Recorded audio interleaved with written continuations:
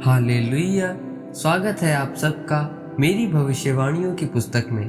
तो आइए हम आज के पवित्र वचन को पढ़ेंगे जो कि परमेश्वर के दास प्रेरित अंकुर यूसुफ नरूला जी द्वारा लिखा गया है।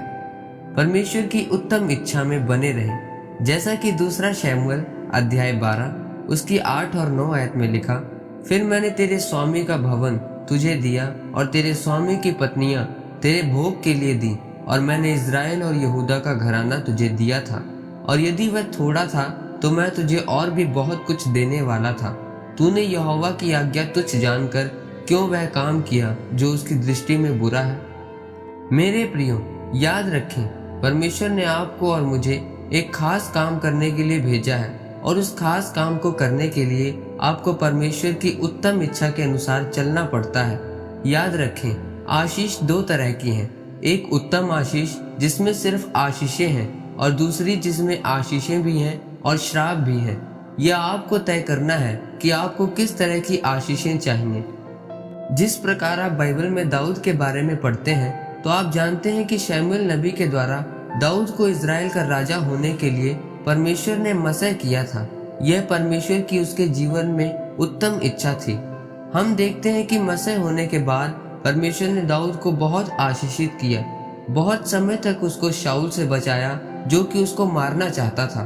उसके रास्तों को साफ किया और उसको यहूदा का राजा बनाया, और फिर उसको इज़राइल का राजा भी बनाया। यह परमेश्वर की उसके जीवन में पहले तरह की आशीष थी, क्योंकि वह परमेश्वर की उत्तम इच्छा के अनुसार चलता गया। लेकिन जब उसने बेतशेबा नाम की औरत के साथ पाप किया तो वह परमेश्वर की उस उत्तम इच्छा से हट गया, और फिर उसके जीवन में दूसरी तरह की आशीष आई जिसमें आशीष थी और उसके साथ श्राप भी था। मेरे प्रियो, अगर आप दाऊद के पाप करने से पहले वाले जीवन को देखें तो उस समय दाऊद के जीवन में सब कुछ था, आशीषें थी और वह सिद्ध था। लेकिन जैसे ही उसने पाप किया तो उसके जीवन में कुछ भी सिद्ध नहीं रहा। ऐसा क्यों था? क्योंकि पाप के कारण वह परमेश्वर की उस उत्तम इच्छा से हट गया था, क्योंकि उसने यहोवा परमेश्वर की आज्ञा को तुच्छ जाना और उसे तोड़ दिया।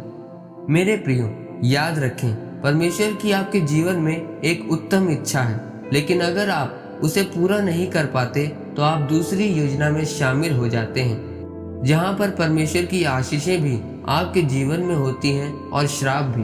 अगर परमेश्वर ने आपको एक जगह सेवा के लिए चुना है और अगर आप उस जगह पर खड़े नहीं रह पाएंगे, वह कोई भी जगह हो सकती है, लेकिन अगर आप उसे छोड़कर दूसरी जगह जाएंगे तो आपके जीवन में आशीषें भी होंगी लेकिन समस्याएं भी होंगी।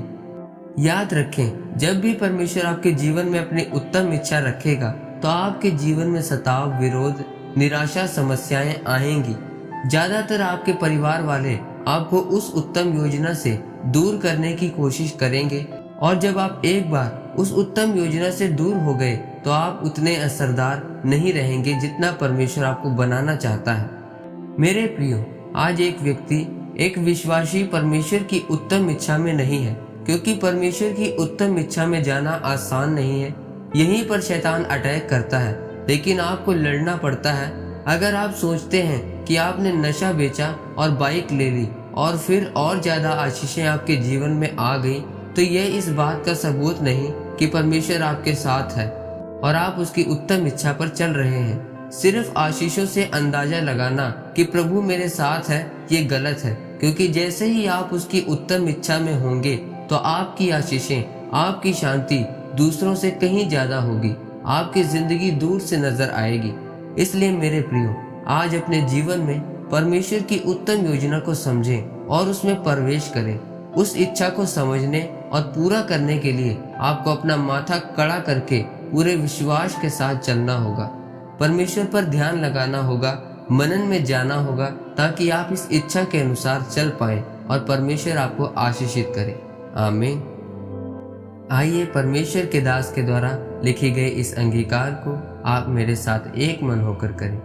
सर्वशक्तिमान परमेश्वर, मैं इस वचन के लिए आपका धन्यवाद करता हूँ। पिता परमेश्वर, मैं अंगीकार करता हूँ कि मैं तेरी उत्तम इच्छा के अनुसार चलूंगा और तेरे नाम की महिमा करूंगा, प्रभु यीशु मसीह के नाम में। आमीन।